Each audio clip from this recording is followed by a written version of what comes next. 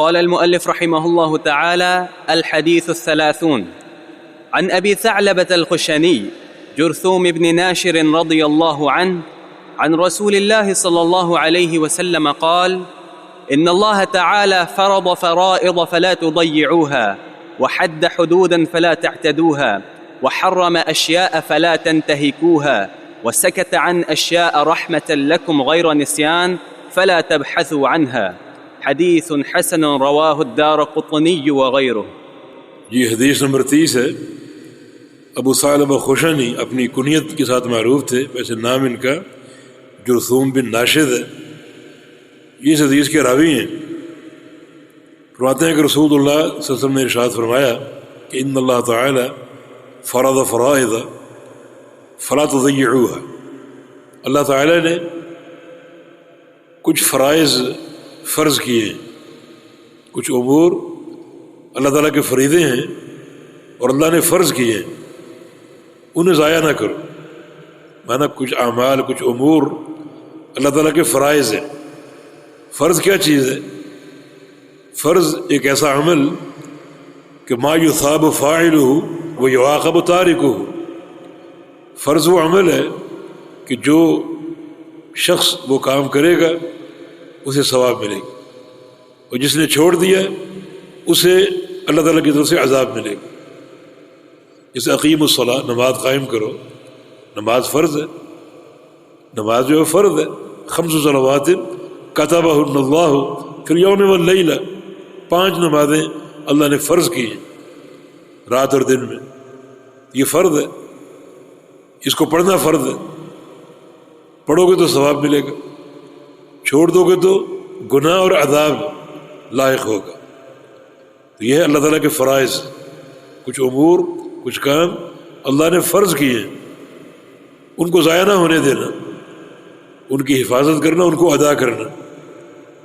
وحد حدودا فلا تعتدوها، اور اللہ تعالیٰ نے کچھ حدود متعین فرما دی، حدود قائم کر دی ہے۔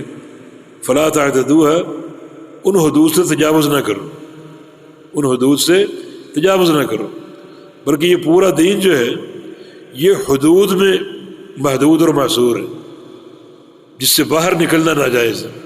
ان حدود سے تجاوز نہ کرو، بلکہ اللہ تعالیٰ فرماتا ہے تلک حدود اللہ فلا تقربوها، یہ اللہ کی حدیں ہیں، اللہ کی حدوں کے قریب بھی نہ ہو۔ قریب آؤ گے تو باہر نکلنے کا خدشہ پیدا ہو سکتا ہے۔ تلک حدود اللہ فلا تعتدوها، یہ اللہ کی حدود ہے، ان سے تجاوز نہ کرو، ان سے آگے نہ بڑھو، بلکہ اپنے آپ کو ان حدود کے اندر رکھو۔ محرم اشیاء فلا تنتهكوها، اور اللہ رب العزت نے کچھ امور کو حرام کیا ہے، کچھ اعمال ایسے ہیں جن کو اللہ نے حرام کیا ہے، ان کا ارتکاب نہ کرو۔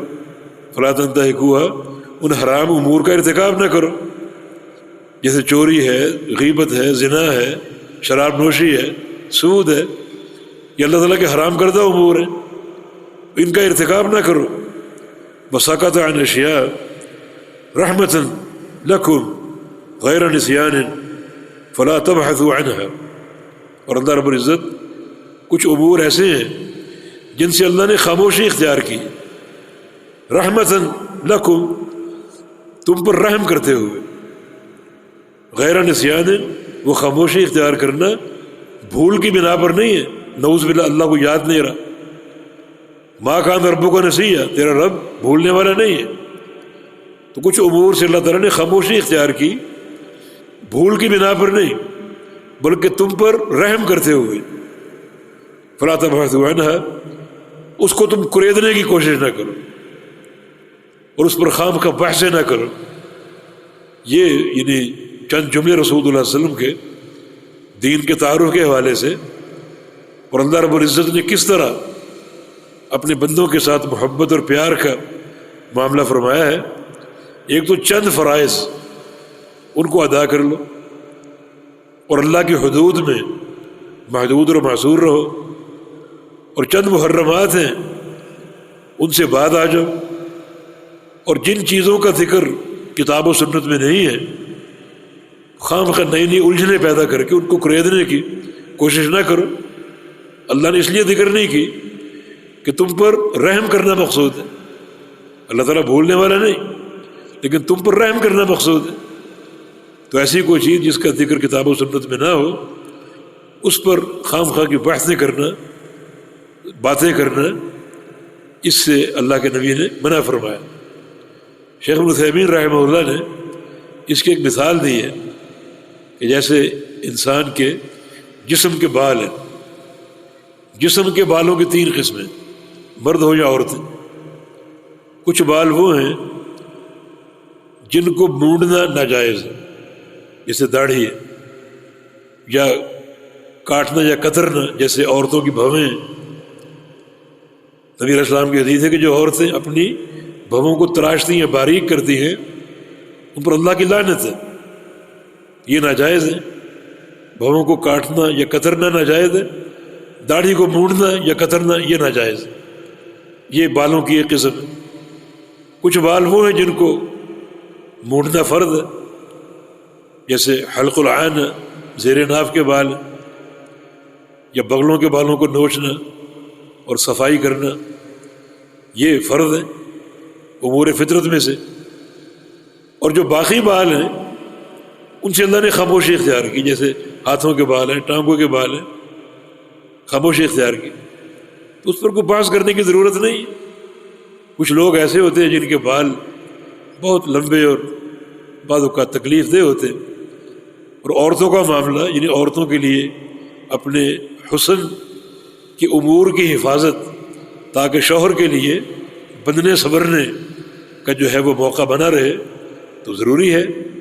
اگر ایک عورت کے بال زیادہ بڑے ہیں اور اس کے حسن میں وہ ایک قباحت پیدا کر رہے، تو وہ صاف کر سکتی. تو یہ معاملہ وہ جس سے اللہ نے خاموشی اختیار کی. اس میں کسی قسم کی شدت پیدا کرنا، مباحث کر کے اس کو کریدنے کی کوشش کرنا، یہ شریعت کے مقاصد کے خلاف.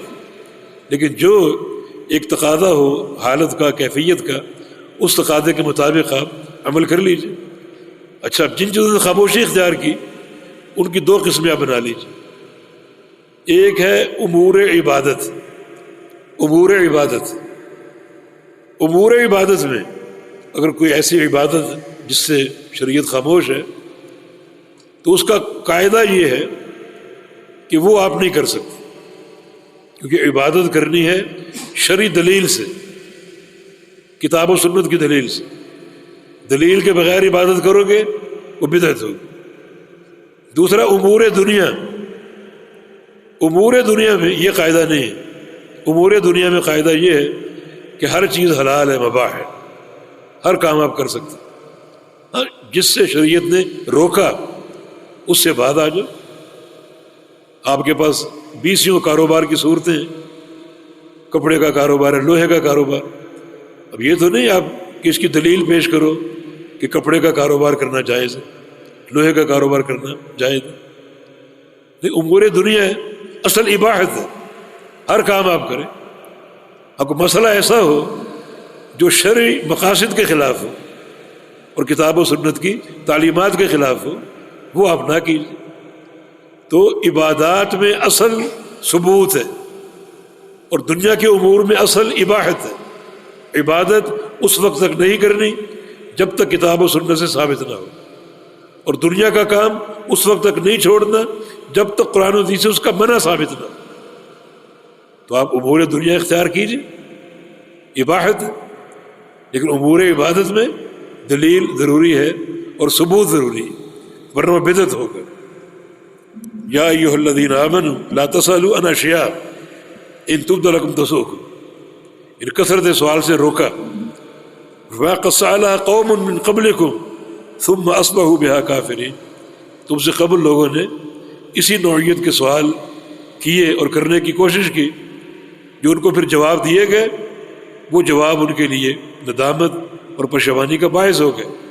تو مسائل کو کریدنا یہ شریعت کے مقاصد کے خلاف ہے، بلکہ ان قواعد کے اندر رہ کر آپ دین کو اپنائیں اور دین کو سمجھنے کی کوشش کریں. جی.